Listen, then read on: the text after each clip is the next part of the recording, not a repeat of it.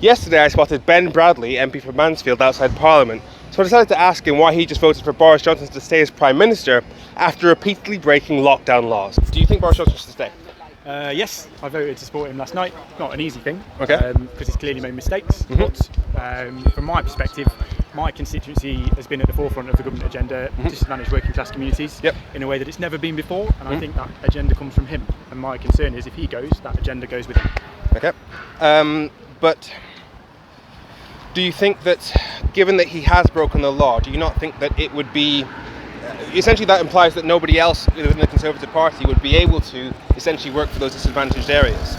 I don't think it's about whether people will be able to. I think he connects with people in a way that nobody else in British politics can or has. So there are two sides to that. There's are they capable of actually delivering for those areas, and does he connect with them? Do they trust him to deliver on those areas? So if he has to stay, that means either there aren't any other Tories who could deliver for those areas, or he's the most trusted person to deliver on those areas, but all the polling would suggest that people are very much turned against Boris Johnson. I think it's a mixed bag, right? So for every email I get saying Boris must go, I get another one saying whatever you do not get rid of Boris. Okay. As I say, it's not a case of nobody else could, it's almost a case of we're in the process, right? And I've got lots of projects locally, right? We're talking about devolving powers and funds down to my area. We've got towns funds and levelling up funds and things we're working through. And if the government changes, all of that stuff could go. And I don't want that to happen. But that suggests a significant amount, a lack of trust in the non-Boris part of the party. It depends on the, what somebody perceives as the way forward. It's a risk, isn't it? Okay. So as for actually how this is all affecting people who are in the most disadvantaged regions of the country, if you look at simply the fact that we have seen living standards have the sharpest fall since the 1950s, but we are also aware that decisions such as Brexit are the real thing that separate us from the rest of the world in terms of potentially high inflation. The fact is why we're leading on that.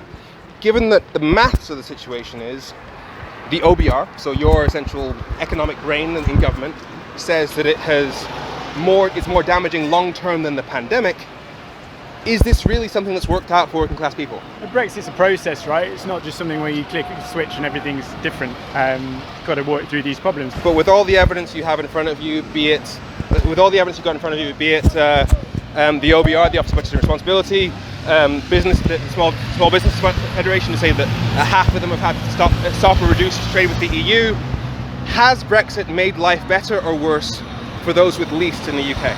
I think, as with everything, it will have made some people's lives better and some people's worse, and not made the blindest bit of difference to a lot of others. Well, statistically, it's the largest corporations that have been able to benefit by taking up the business that's been lost by small businesses. So those winners and losers, in the context of everything that's gone on in the world, COVID, Brexit, there are all sorts of positive and negative, long-term, short-term outcomes of both of those things. But I wonder what your authority is to say. But I wonder what your authority is to say that, given that your economists are the Office of Budgetary Responsibility, and they're saying this has had a negative impact.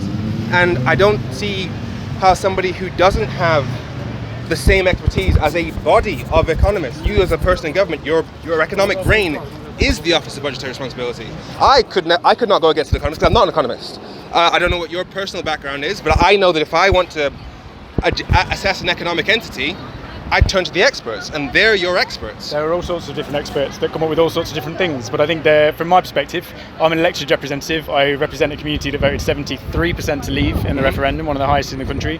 I think it is government's job and economists' job and everybody else's job to make that work one way or another, and I don't think that's something that is easy or short term. It's a long term change. How long term? How long term until we expect to see things actually get better? Should ask an economic expert then. I already did. Experts like those at the Office of Budgetary Responsibility and former Bank of England experts like Adam Posen say that this will be bad long term, because creating barriers between us and the place where we do most of our trade and get a third of our food is going to be bad long term regardless. Leave the rhetoric aside. Look at the reality. This is not a very good deal in economic terms. Now, again, you can always say, well, this is about sovereignty. They want to do it. Again, I'm not fit to say that. That's fine. But you should be aware that there is no economic upside to this. So to sum up, Ben Bradley says that the rest of the Conservative Party is less likely to care about northern towns and cities than a man who once said that a pound spent in Croydon is worth more than a pound spent in Strathclyde. And that despite the fact that by his own words, his constituents are split 50-50 as to whether or not Boris Johnson should stay or go, he's willing to bet on the criminal.